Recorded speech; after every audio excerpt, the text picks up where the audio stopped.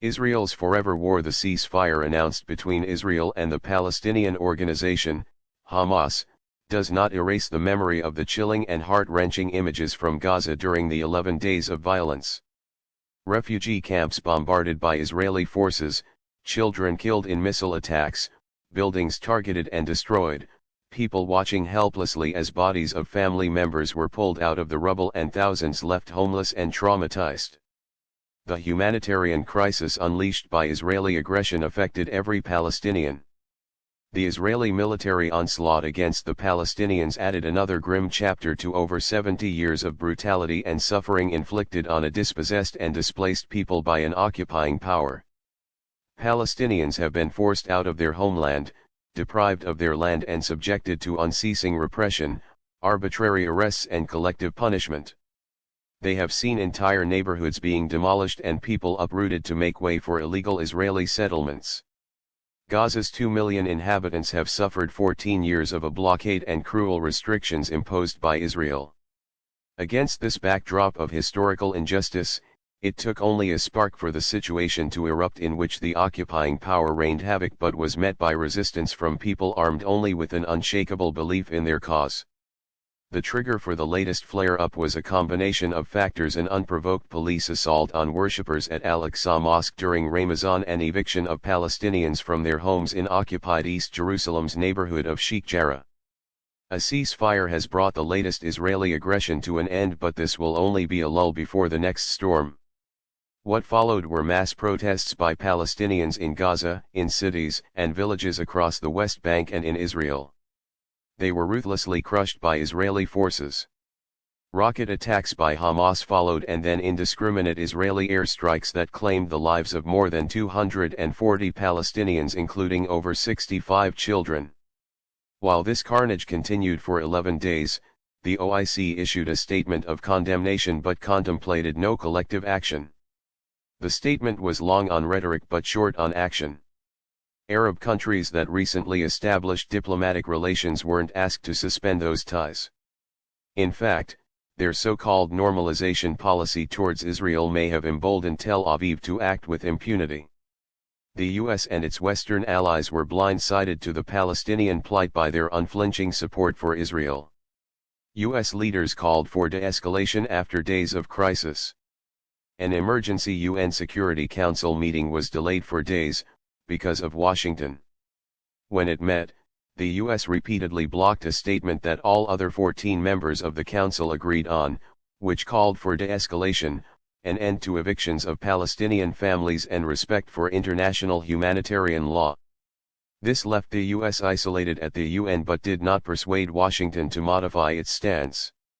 None of this was surprising. The US, as Israel's principal benefactor, has long protected its closest ally and shown little of the concern for Palestinian rights that it routinely voices about human rights violations elsewhere. Many Western governments echoed the US in voicing support for Israel's right to self-defense against attacks by Hamas. Nevertheless, countries like Norway and Ireland, both non-permanent members of UNSC, voiced concern for civilian casualties including children from Israeli airstrikes and asked that Israel cease its settlement activities. Russia warned Israel that more civilian casualties in Gaza were intolerable and called for an end to violence. While the latest eruption in Palestine's long and tragic history has familiar echoes, some dimensions of the crisis were a departure from the past and could prove consequential. The first difference was the scale of protests by Palestinians that simultaneously took place across the occupied territories and in Israel. Never before had Palestinians living in Israel joined the protests in the numbers witnessed. Even otherwise biased reports in the New York Times acknowledged that the protests were finding new footholds and threatening the veneer of Israeli society in ways not seen before. The Guardian noted that the outpouring of support from Israel's Palestinian citizens created a new front inside Israel rarely witnessed in the past. The unprecedented anger within was widely attributed to what Human Rights Watch in a recent report called Israel's apartheid policies towards Arabs who constitute a fifth of its population. Another unprecedented aspect of the crisis was the show of popular solidarity with Palestinians across the world, that too in times of a pandemic. In Muslim nations this was to be expected, but the scale of protests was significant, while Western countries, including the US and UK, also saw big demonstrations.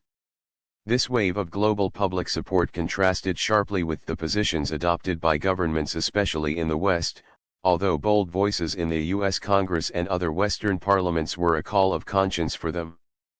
President Biden faced growing criticism from progressive Democrats for his stance. It also prompted prominent American opinion makers to assert that the unshakable bonds of friendship with Israel were shaking in America, especially in the Democratic Party. A Gallup poll, for example, found that over half of Democrats felt the U.S. should lean on Israel to make concessions rather than the Palestinians. While a ceasefire has brought the latest Israeli aggression to an end, this will only be a lull before the next storm. The ineluctable reality is that the unresolved Palestinian issue remains a collective failure of the international community. Scores of UNSC and General Assembly resolutions have called for an end to the illegal Israeli occupation of Palestine. There are 88 Security Council resolutions on the Palestine question. The answer to the dispute, the oldest on the UN agenda, has long been spelled out in several resolutions: a two-state solution that ensures a viable and independent state of Palestine. But in recent years Israel was encouraged by President Donald Trump's policies into abandoning the two-state solution and sought instead to impose a one-state solution while expanding illegal settlements in violation of UNSC Resolution 2334 and in defiance of international demands to cease this activity. Inaction on these resolutions is an indictment of those members of the global community who possess the power to effect change but are unwilling to act because of a blind commitment to Israel and contrary to their claims to respect international law and abide by a rules-based international order. The writer is a former ambassador to the US, UK and UN, published in Dawn, May 24, 2021.